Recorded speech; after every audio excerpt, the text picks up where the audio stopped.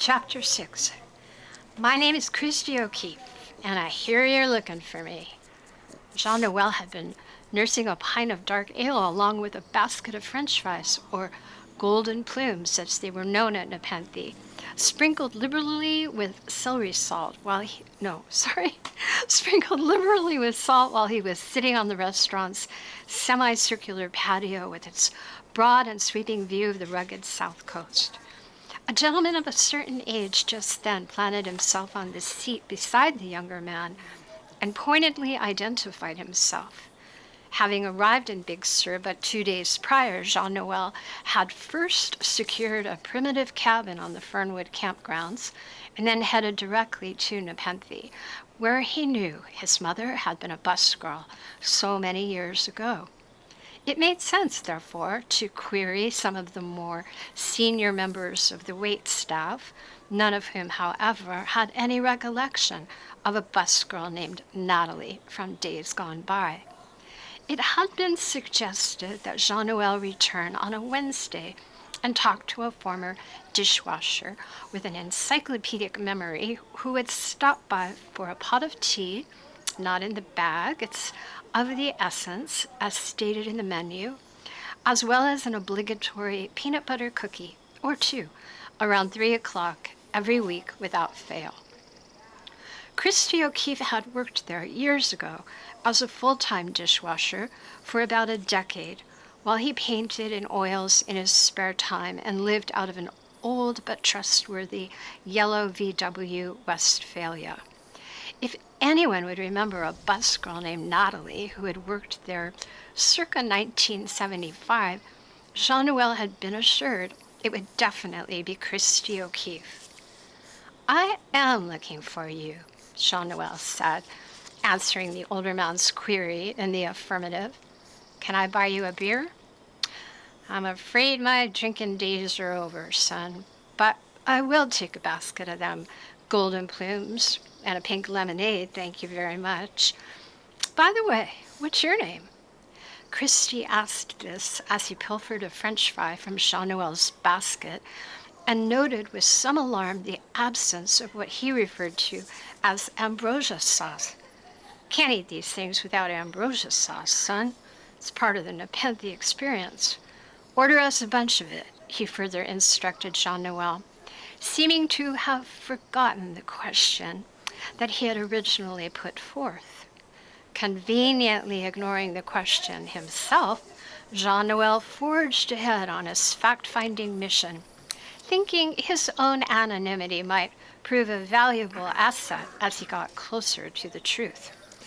After placing their order with the server and stressing the need for extra ambrosia sauce, Jean Noel set about describing Natalie and her mother as best he could, and was pleased when he saw an immediate glint of recognition flicker across Christy's thoughtful eyes. "Course I remember 'em. Them's the ones that lived in that goat house down Highway 1 a ways with Byron," he stated matter-of-factly. "Byron?" Jean Noel then asked quizzically, trying to place where he'd heard that name before. "Yeah, Byron," Christy went on to explain. "Big burly dude. Kind of like a bear, if you know what I mean. Except in that Byron was real gentle and all." "And he lived with them?"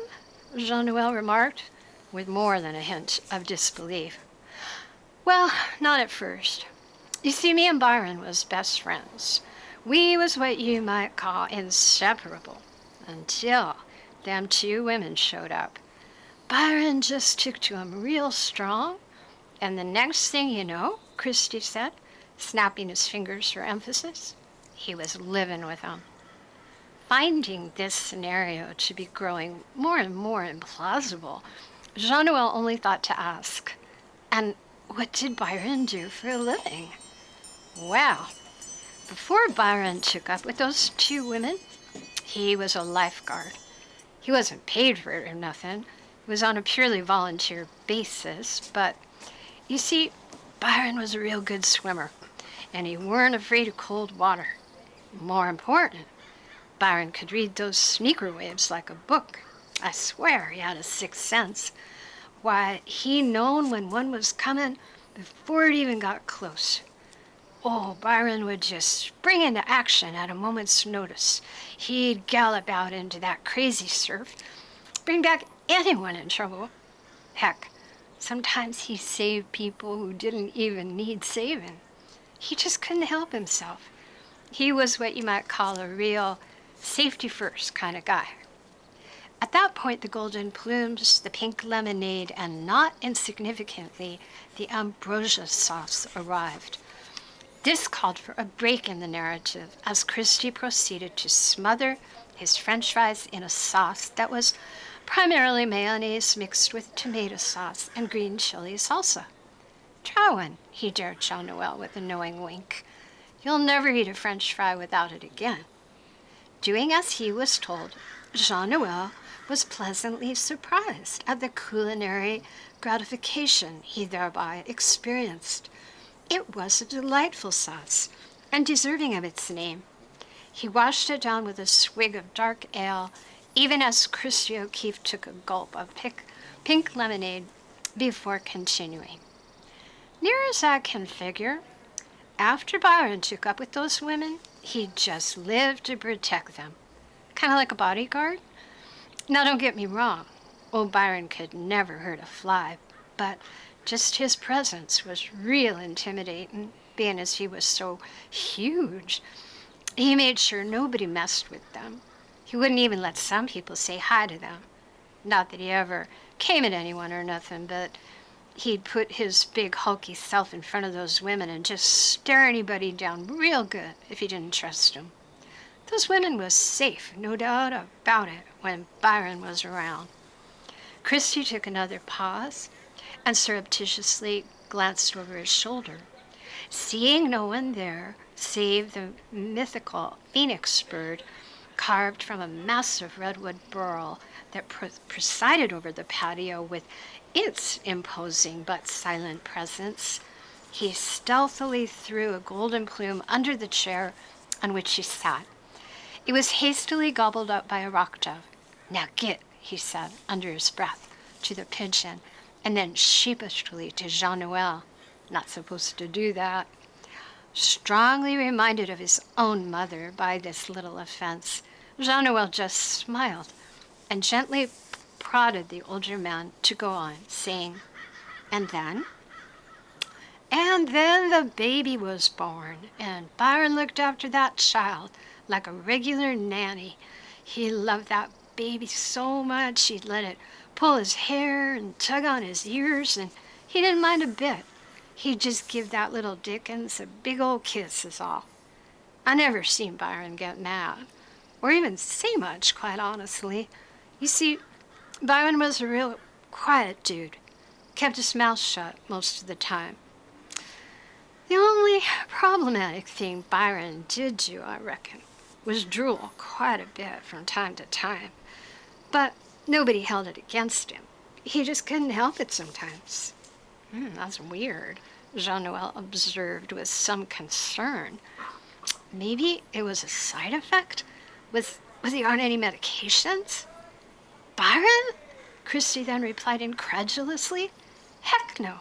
More likely it was just a hereditary condition. Didn't bother him none."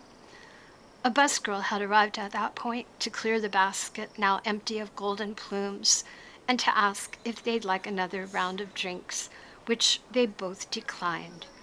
Realizing that this most informative time with Christie was drawing to a close, Jean Noel asked one last pressing question. "And what happened to Byron?" "Well, after the younger woman and the baby left to go down to L.A., Byron and the older lady went to France together. I heard he had a real nice life in Paris for about 5 years, and then he up and died." "Died?" Jean Noel heard himself say, aghast. "Was he sick?" "No. I told you, Byron was as strong as an ox. It was just his time to go is all. Heard he got buried in a real fancy cemetery on the banks of the Seine. Well, I gotta go now myself," Christie O'Keefe said, as he rose abruptly, unable to mask neither the telltale quiver in his voice nor the noticeable dampness in the corner of his eyes. I hope that answered some of your questions, Sonny, he added, as he hurried away to the comfort of his yellow VW Westphalia, no doubt awaiting him in the parking lot.